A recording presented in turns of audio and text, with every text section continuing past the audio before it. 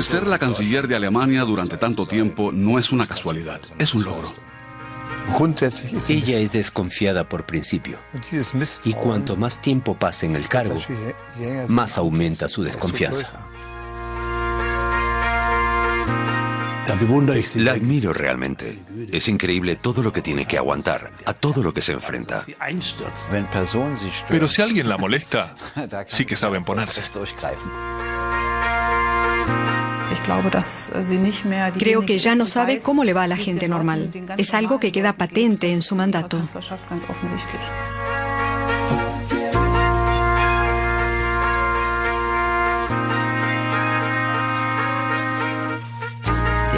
El carácter de un político no solo se refleja a través de su mandato, también somos seres humanos.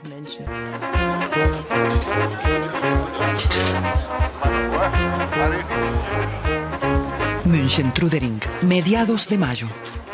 Es el primer acto electoral del año para la canciller. Aún quedan 4 meses hasta las elecciones. Por favor, hacia atrás. Por favor, retrocedan un poco. Daremos unas salvas de honor para que le vaya bien en las elecciones federales.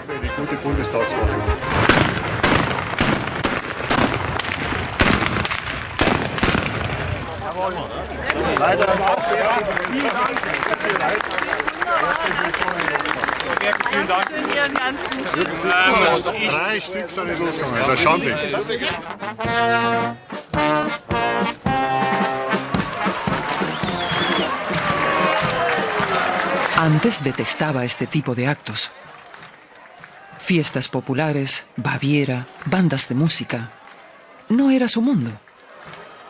Pero Angela Merkel descubrió el protagonismo que podía tener en este tipo de escenarios y supo aprovecharlo. Atrás quedan 4 años de crisis económica y de coalición. Ahora empieza la batalla por la Cancillería. Señoras y señores, cuando vengo a visitarlos a Baviera, lo hago con gusto.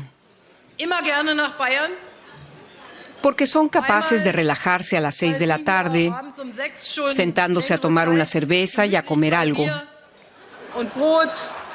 Y porque así y todo son el Estado federado con los mejores resultados económicos, con los mejores promedios escolares. No sé cómo lo consiguen. A lo mejor en Baviera aprenden más rápido. O igual madrugan más que los demás. No lo sé, pero sigan siendo así. Merkel busca ganarse con su encanto a la gente en Baviera, donde se vota una semana antes de las elecciones federales. La Unión Social Cristiana se siente halagada. Solo un buen resultado de la Unión Social Cristiana en Baviera aumenta las posibilidades de que Angela Merkel sea reelegida canciller. Por eso necesitamos un buen resultado en Baviera. Y viceversa, solo conseguiremos un buen resultado en Baviera con apoyo de la canciller.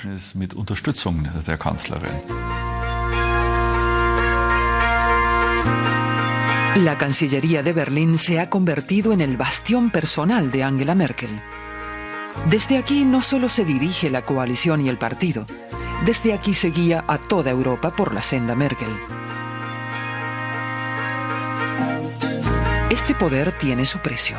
La firmeza de su posición infunde respeto, pero con ello no se ha granjeado amigos en Europa.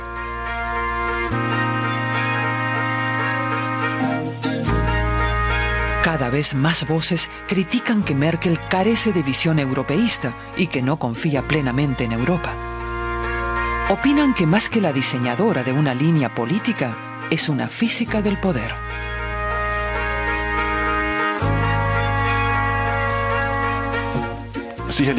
Sin duda, algo muy típico es descomponer los grandes problemas posiblemente irresolubles en problemas más pequeños de mejor solución. Es decir, pequeños problemas, pequeños logros, y avanzar así poco a poco de forma pragmática y sucesiva. Diría que es característico en la manera de trabajar de los físicos y las físicas. Hay que dar un paso, analizar sus efectos y afrontar entonces el siguiente problema. Así es como se deben encarar los retos inéditos.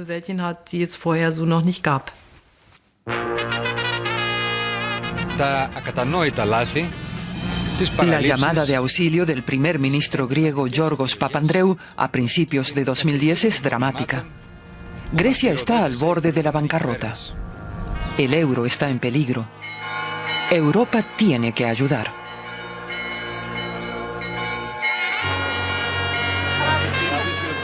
Mientras los manifestantes expresan su ira en Atenas, la canciller alemana tiene que reconocer que no hay salida sin ayuda externa. En enero-febrero de 2010 quedó patente que Grecia tenía un problema más grave de lo previsto y a partir de ahí tuvimos que tomar decisiones con rapidez. En mayo de 2010, el Fondo Europeo de Estabilidad Financiera, la Troika y todas esas palabras que ahora están en boca de todos.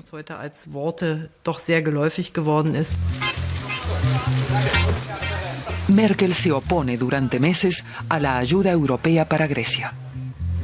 Sostiene que el apoyo a los bancos griegos con dinero del contribuyente alemán en su país no será aceptado. Entonces invita al Fondo Monetario Internacional a negociar. Este deberá aportar dinero y velar estrechamente el cumplimiento de las reformas pertinentes. Al principio de la crisis del euro teníamos opiniones divergentes. Yo era de los pocos que sostenía que los europeos solos, sin ayuda del Fondo Monetario Internacional, debíamos resolver este asunto. Y la canciller dijo, puede que sea verdad, en teoría tiene usted razón, pero en la práctica el Fondo Monetario Internacional es más seguro. Más tarde reconocí que ella tenía la razón en esa cuestión y no yo. Al principio, en la definición de esta crisis faltó un análisis de la profundidad de la crisis. No era una crisis de endeudamiento, sino también de falta de competitividad, de ineficiencia de las estructuras. Y para recuperar la confianza era necesario no limitarnos a ayudar, sino afrontar a la vez los problemas de raíz. Merkel tiene su propia lógica de rescate para Europa. Solo el que se someta a los programas de ahorro y reformas y al control que conllevan podrá contar con dinero alemán. Una y otra vez se aprueban paquetes de ayuda multimillonarios.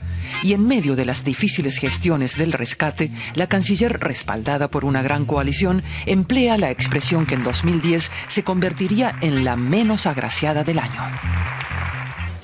Para asegurar la estabilidad financiera de la zona del euro, no hay otra alternativa que este paquete de ayudas a Grecia. No hay una política sin alternativas. Es una de las frases más estúpidas que se pueden decir. Siempre hay una alternativa. Utilicé esta expresión una vez porque estaba 100% segura de que debemos mantener el euro, pues es la única alternativa de ofrecer un futuro a Grecia. Apenas hay oposición. Entre sus propias filas se refunfuña, pero pocos son los que levantan la voz.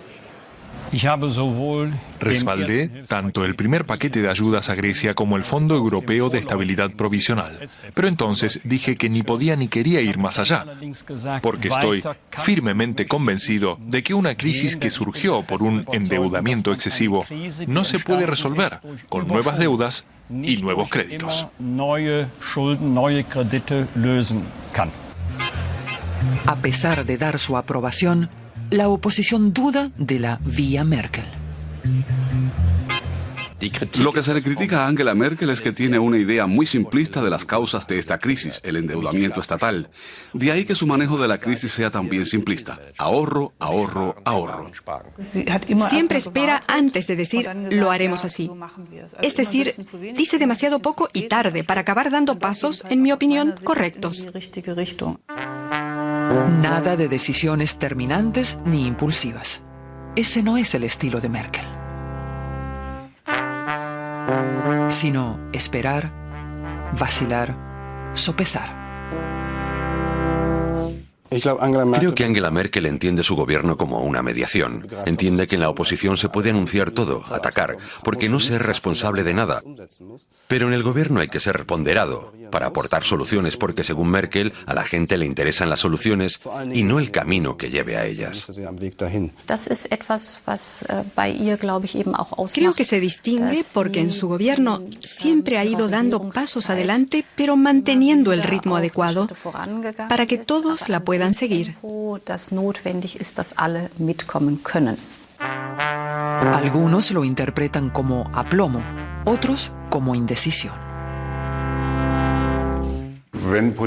Si la política es sobre todo un equilibrio de intereses, espera mucho. Creo que su principal virtud es saber tener paciencia. Como física se distingue por su capacidad de tener paciencia.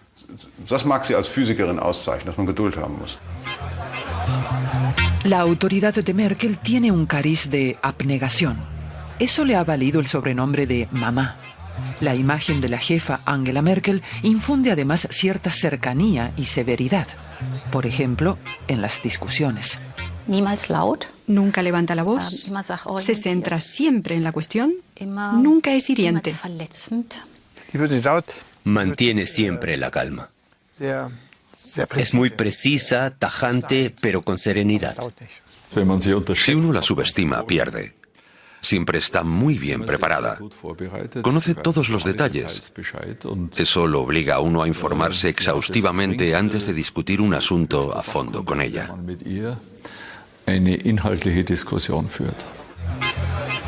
Durante años, muchos no aceptaron su éxito porque venía de otra área. Enemistades, mobbing. Merkel tiene que aguantar mucho y así sale adelante. Así aprende que al final solo puede confiar en sí misma. En definitiva, Merkel se presenta de momento como reina de Alemania. Una reina que no se enzarza en las discusiones de los políticos, sino que más bien intenta presentarse como alguien que está por encima de todo ello y que dirige el país desde arriba y con toda tranquilidad. Y hay otra cosa que sabe hacer y que no hay que subestimar. Sabe sonreír como por casualidad. Y esta sonrisa casual le sale muy bien. Pero basta ya. Ahora tengo que hablar de los errores de su política. Pero sí que creo que de esta forma se ha labrado una posición.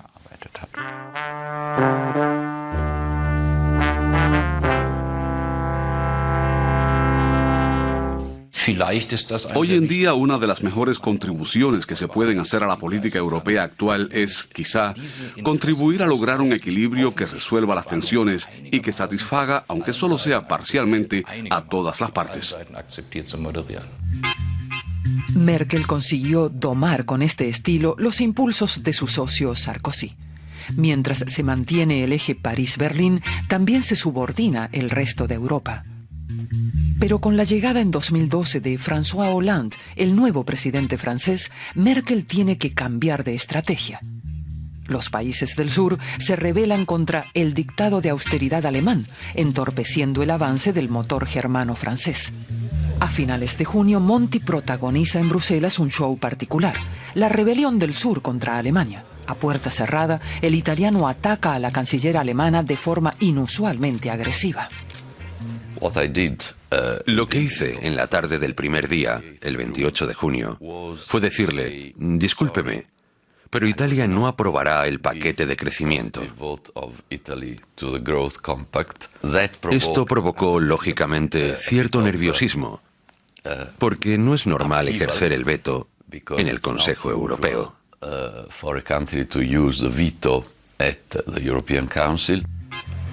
Después de una larga noche, la canciller abandona las negociaciones en la madrugada. Agotada, confunde los micrófonos. Sus últimas declaraciones no las concede a medios alemanes, sino a una cadena árabe de noticias y a un canal suizo. Monti la chantajeó, lisa y llanamente. Merkel se marcha derrotada de la cumbre. Quizá fue la primera vez en la que Alemania acudió a las negociaciones con una posición determinada, que luego no se convirtió al 100% en una resolución del Consejo.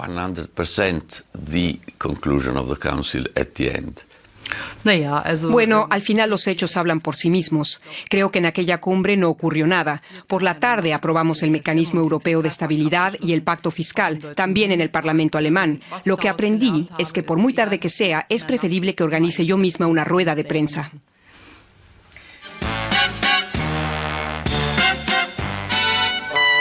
En Alemania, la situación inspira a los humoristas. Nuestra canciller, firme como una piedra en medio de la tormenta europea, y 3 días después tiene que ir a Roma, a una pequeña cumbre con el señor Monti y el señor Rajoy. Y estos estaban sentados y se dijeron, cuidado que viene la piedra. Juguemos a piedra, papel y tijera. Tú la envuelves y yo la troceo.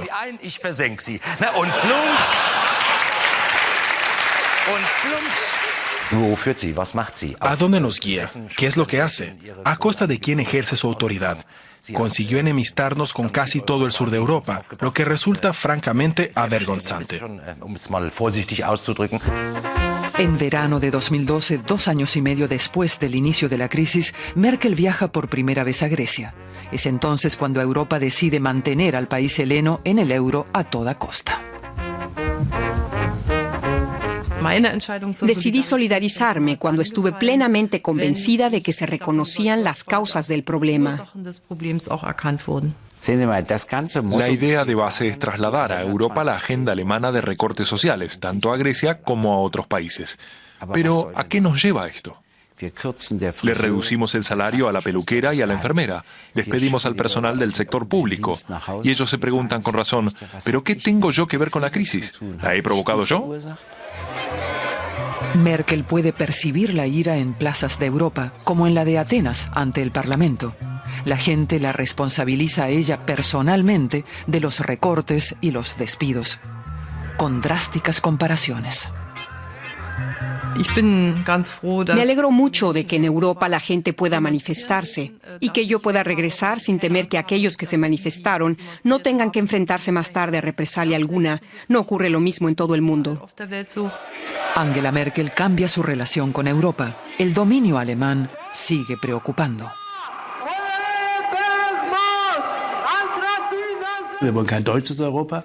No queremos una Europa alemana, sino una Europa fuerte. Ha entendido muy bien que la Unión Europea no solo fue un éxito en el pasado, también es la respuesta adecuada para el futuro.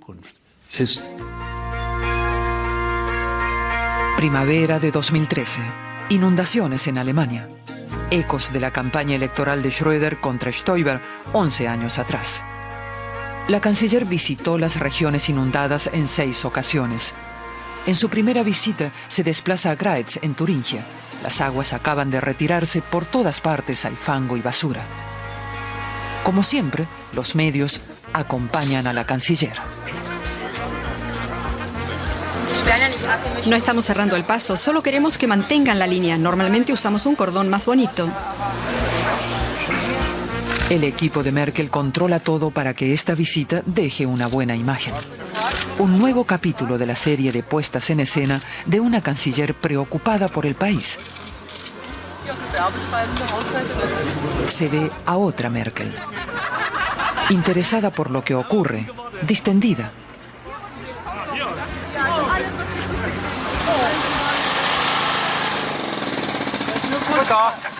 Buenos días. ¿Me permite preguntarle qué está haciendo? Estamos trabajando para la empresa que provee la energía. Le deseo mucha suerte. Hace falta intuición para detectar el problema. Sí, pero además hay que tener cuidado. Gracias a la visita de Schröder en botas de goma en 2002, Angela Merkel entendió la importancia de este tipo de imágenes y también sabe que le echarán en cara que visita las regiones inundadas por su campaña electoral. Soy canciller de Alemania e independientemente de cuándo sean las inundaciones, en días así tengo que estar con la gente.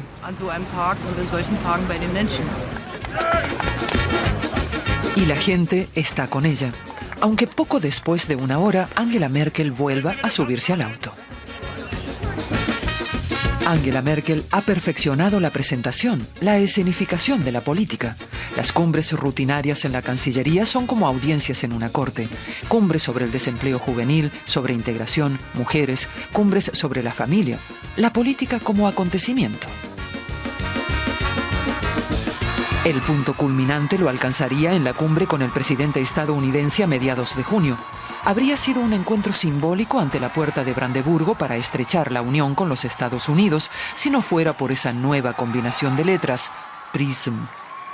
Poco tiempo antes, Edward Snowden había informado sobre los programas de espionaje de la Agencia de Seguridad Nacional estadounidense.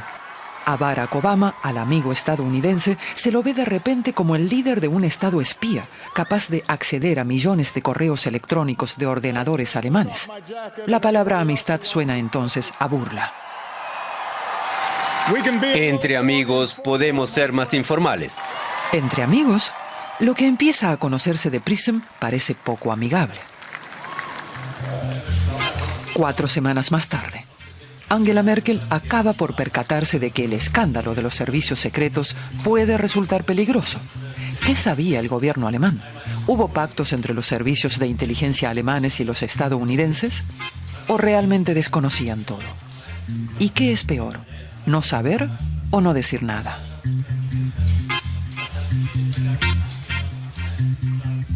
Me resulta imposible analizar aquí el programa PRISM.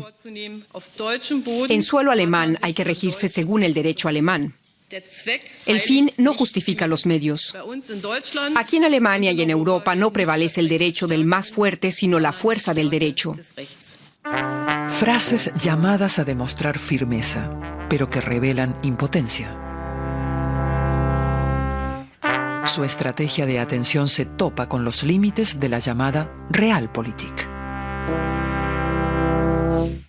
Estados Unidos domina el mundo, sobre todo en Occidente. Eso es lo que tristemente hemos vuelto a revivir con el caso Snowden. Y en ese caso, Angela Merkel no es la mujer que salga y diga: señores estadounidenses o querido Obama, hasta aquí hemos llegado. Angela Merkel se ve forzada a redefinir su relación con Estados Unidos. A su adversario político, las paulatinas revelaciones le abren un frente inesperado. Peer Steinbrück arremete contra la actual canciller. A ella le compete sentar las pautas, preside un gabinete y es su jefa, o sea, la última responsable de las decisiones que allí se tomen, y hay que recordárselo. Los socialdemócratas intentan sacar de forma irresponsable y evidentemente desesperada un mal tema de campaña que ahora se desmorona como un castillo de naipes. La acusación de un supuesto espionaje total en Alemania está descartada, atendiendo a los datos de la NSA, de los servicios británicos y de nuestras agencias de información. En Alemania mantendremos nuestra presión sobre el gobierno federal. Es necesario hacerlo porque aún no sabemos más que detalles parciales sobre PRISM.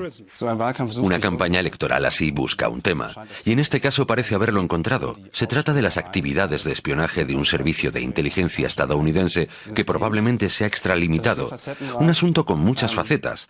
Afecta a la esfera privada de la gente, pero es evidente que a la gente no le aterra la amenaza de este tipo de espionaje.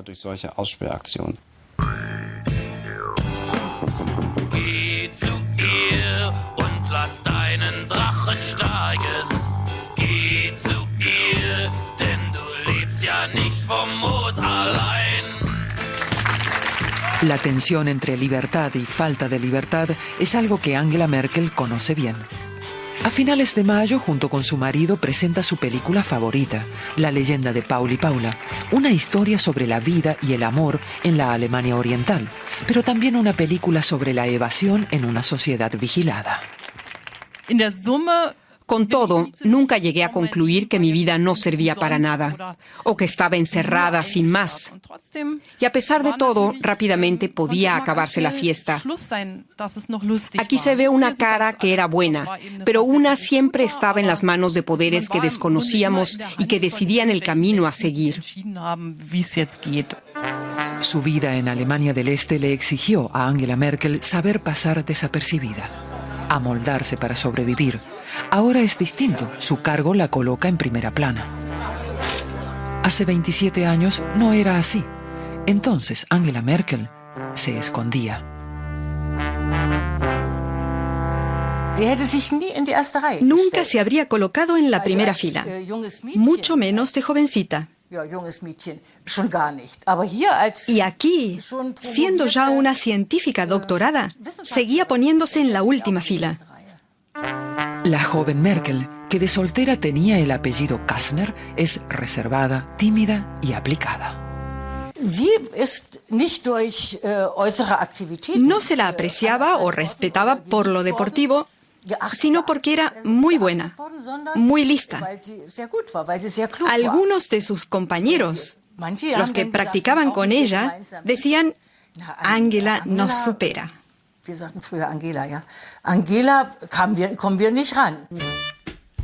En la competición voluntaria de ruso, la ambiciosa Angela está entre las primeras. Logró el primer puesto en 1969 en la Olimpiada de Distrito. Nacida en Hamburgo, Angela Merkel crece en Templin. Su familia se trasladó en 1957 a la Alemania Oriental.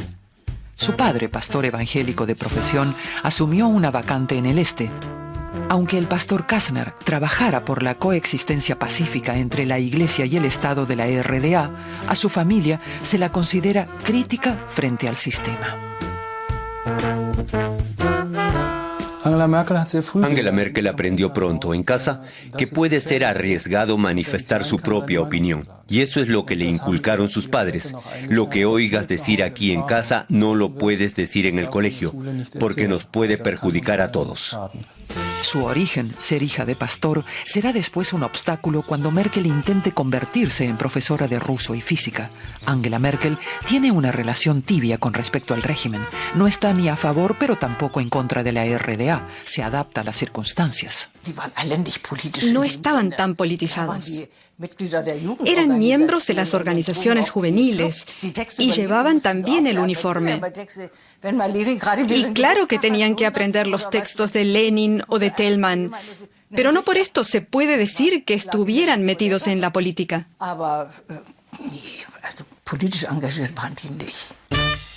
También Angela Merkel llevó la camisa azul de la Juventud Libre Alemana, la organización juvenil de la RDA. No pocas veces se tiene que enfrentar a voces que le achacan haber estado más involucrada en el sistema de lo que se dice. No fue responsable de cultura, como sostiene Merkel, sino responsable de agitación y propaganda. El hecho de haber sido responsable de la agitación y la propaganda o de un campo así, muchos lo ven como si formara parte del Politburó. Es una tontería. De lo que te encargabas era de periódicos murales y cosas así. Sé bien lo que era y no se le debe dar tanta importancia. Creo que las biografías de las ciudadanas y ciudadanos de la Alemania Oriental merecen ser vistas de cerca.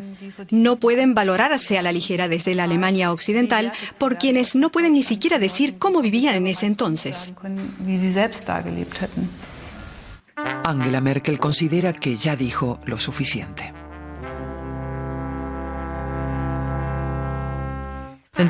Si lee mis primeros libros, verá que ya conté entonces mucho sobre mí, sobre mi vida, pero en aquel entonces no se los tuvo tanto en cuenta y por eso el tema vuelve a salir en contextos distintos. Angela Merkel aprendió pronto a cuidar sus palabras. En democracia, con la atención mediática, ocurre exactamente lo mismo.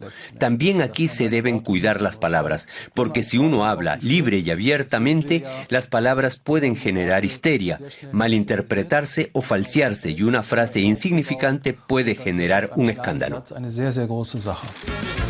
Y ella domina lo que en la prensa amarilla se conoce como alfombra roja. Rodeada de más o menos protagonistas de la actualidad, Angela Merkel es una canciller verdaderamente mediática.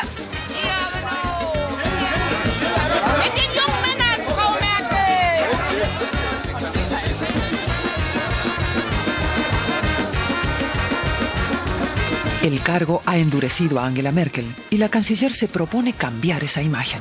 La máquina del poder deja ver más su lado personal. En una tertulia de la revista Brigitte habla en confianza sobre juventud, día a día, vacaciones. Una mañana entré en una tienda y me preguntaron, "How are you?", con una sonrisa de oreja a oreja.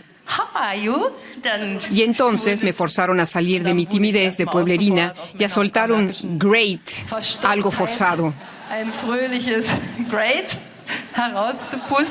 Creo que antes era más tímida.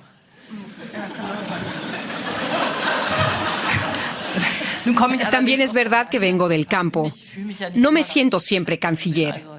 Cuando estoy revolviendo en la olla, no me digo, la canciller está revolviendo en la olla.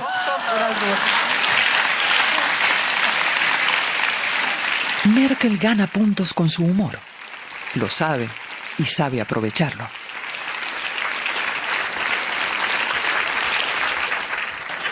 La canciller con más éxito de la historia y la más graciosa. Aunque, y esto les va a sorprender, algunos de sus chistes no son suyos. Un programa satírico me llegó al corazón, porque dijeron, Dios solo creó al Partido Liberal para ponernos a prueba.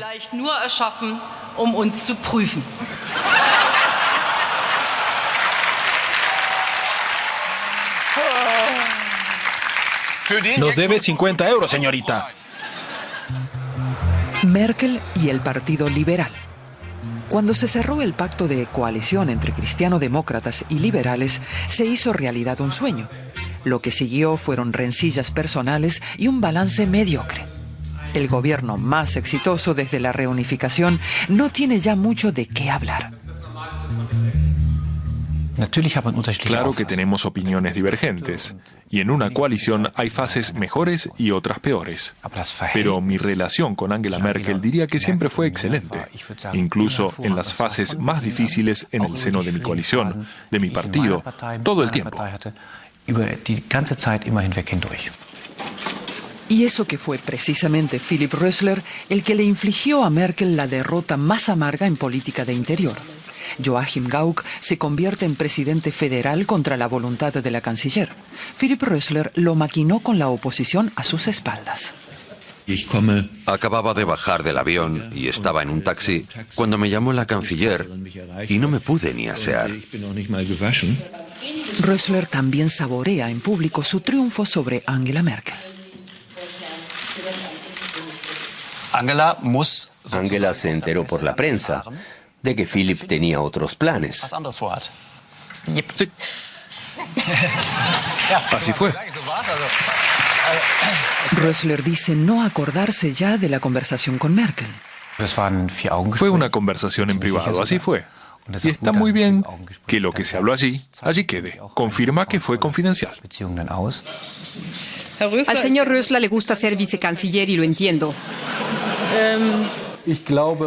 Creo que Angela Merkel sabe que Philipp Rösler no encaja con su perfil, pero no es una mujer que machaque a alguien en público. Se limita a dejar que se vaya diluyendo. Merkel responde hasta el día de hoy de forma parca a preguntas sobre Rösler. Trabajo muy bien con Philipp Rösler y como se ha podido ver, en esta coalición de gobierno cristiano-liberal hemos conseguido hacer frente a muchas situaciones realmente complicadas. Causó gran impacto el doble giro con respecto a la energía atómica. Primero, la coalición le alarga la vida a las centrales alemanas.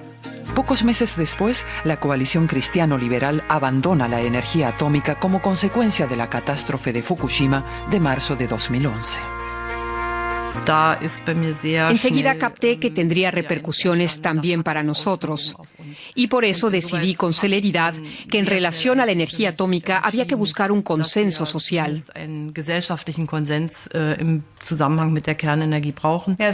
No fue una decisión de Merkel, sino una decisión que tomaron juntos en el Parlamento casi todos los partidos después de la catástrofe. Tampoco se puede decir que la decisión fuera fruto de un movimiento liderado por Angela Merkel, sino que Fukushima la forzó a sumarse. Hay que verlo así. La catástrofe del reactor japonés pone fin a una larga discusión. Parece superado el conflicto de base sobre cómo generar energía de la manera más adecuada. A cambio, los partidos discuten qué paso seguir para realizar el cambio energético.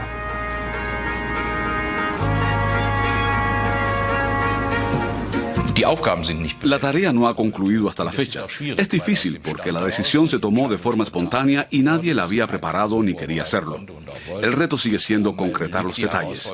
Y los partidos del Parlamento no parecen enfrentar la tarea con decisión. Hemos optado por un camino muy caro y al final se hará sí o sí y lo pagaremos todos juntos. La primera víctima del cambio energético será Norbert Röttgen, a pesar de haber luchado tanto por el apagón nuclear. Después de la derrota electoral en Renania del Norte-Westfalia en mayo de 2012, la canciller despide a su ministro de Medio Ambiente. Después de la derrota electoral en Renania del Norte-Westfalia, necesitábamos un cambio para volver a empezar. Y también necesitábamos que el ministro que dirigiera todo el sector de las energías renovables fuera un ministro realmente fuerte.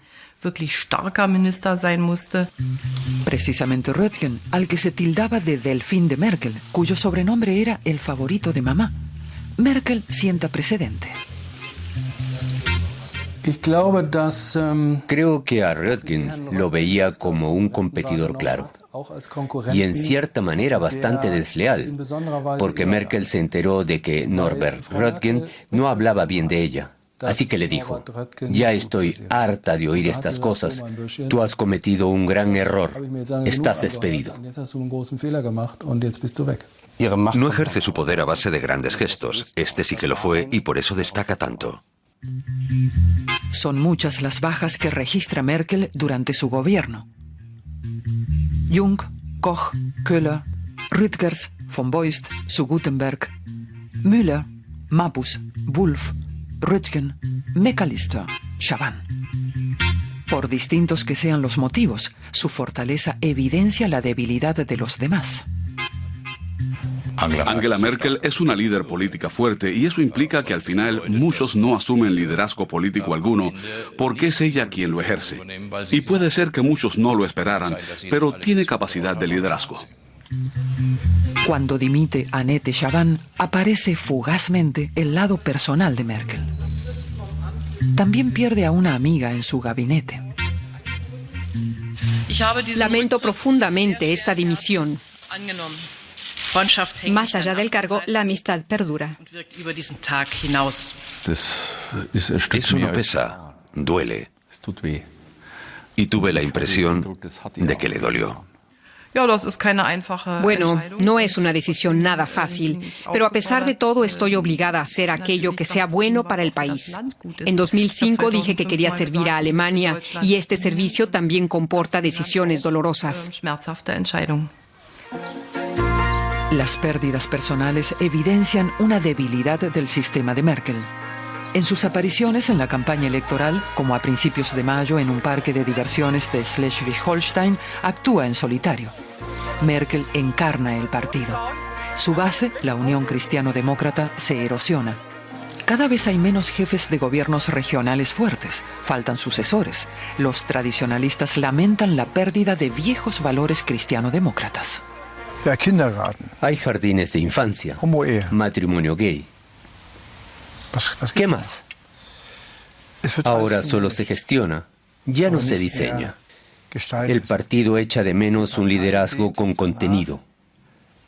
Pero para eso no tiene tiempo o quizá no tenga sensibilidad. Son otros tiempos, muy distintos a la época de Helmut Kohl o la de Konrad Adenauer. Es algo que no todo el mundo entiende de la CDU. Es cierto, pero son pequeñas minorías las que no pueden o no quieren entenderlo. Su problema es más bien que tienden a mirar para atrás y piensan que en el pasado todo fue mejor. Merkel guía a su partido hacia el centro. De los socialdemócratas toma la limitación a la subida de alquileres y el salario mínimo. Un robo de programa a fin de mantenerse en el poder. Forma parte de la estrategia. Nada de arrinconar o de molestar a nadie. Ser elegible por cualquiera. Merkel da a la CDU una imagen que atraiga a un electorado más amplio. Creo que todos los días nos encontramos ante tareas nuevas de gran envergadura. Lo que ha cambiado es el tipo de tareas. Y creo que paso a paso llegamos a un punto en el que toda la CDU ve que los retos son igual de apasionantes, aunque distintos a los de la época de la Guerra Fría o de la organización de la unidad alemana. La verdad es que le exige bastante al partido en este proceso de cambio. Es parte de la tarea de un presidente.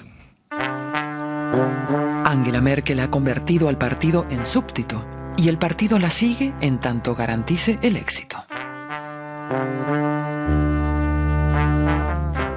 Cuando ya no sea canciller, cuando llegue ese día en el año 2017 o cuando se la deje de votar, la CDU estará entonces por los suelos. Eso es algo que le achaco.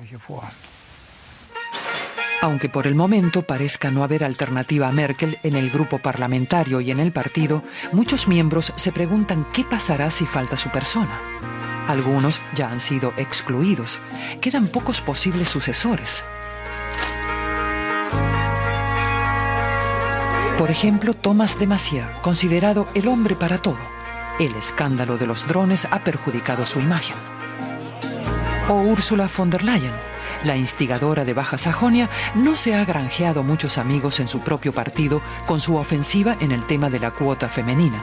Sin embargo, es innegable que von der Leyen se ve capaz de convertirse en la sucesora de Merkel, aunque ella misma lo desmienta continuamente.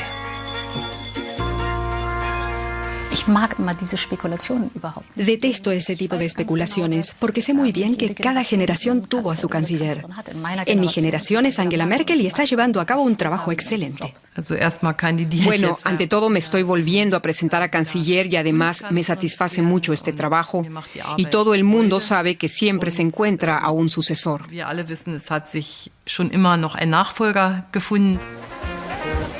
Con casi 60 apariciones, como a finales de julio en el Báltico, Merkel está inmersa en la recta final de la campaña. Una omnipresencia que también busca acallar un rumor periodístico que vaticina que solo cumplirá la mitad de su mandato. Y mientras, la canciller parece preocuparse por cada admirador, aunque esté de vacaciones. No sé si algún día Angela Merkel se retirará voluntariamente. Es una cuestión que está sobre la mesa. Está en la mejor edad para la política. Parece que la gente no se cansó aún de ella. Como en el final de Kohl, tras 16 años, ya no quería más. Es interesante ver que puedes prolongar el tiempo que tienes. Angela Merkel no se ha cansado aún. Lleva tiempo siendo una estrella pop de la política. Atrás quedaron las estrecheces del cuarto de estudio. Lo que más caracteriza el trabajo de un científico sigue siendo el estar solo cara a cara con su problema. Como política es algo de lo que ya no es capaz. Y por eso muchas de las cosas que la caracterizaban como física hace tiempo que las tuvo que tirar por la borda. Querida por la gente, un candidato rival débil hasta ahora, un partido que la sigue. Y a pesar de todo, son muy estrechas las diferencias entre las fuerzas políticas. La crisis del euro, el escándalo del espionaje, un socio de coalición sin peso. El poder de Merkel no pisa sobre seguro. Al final, todo depende de ella.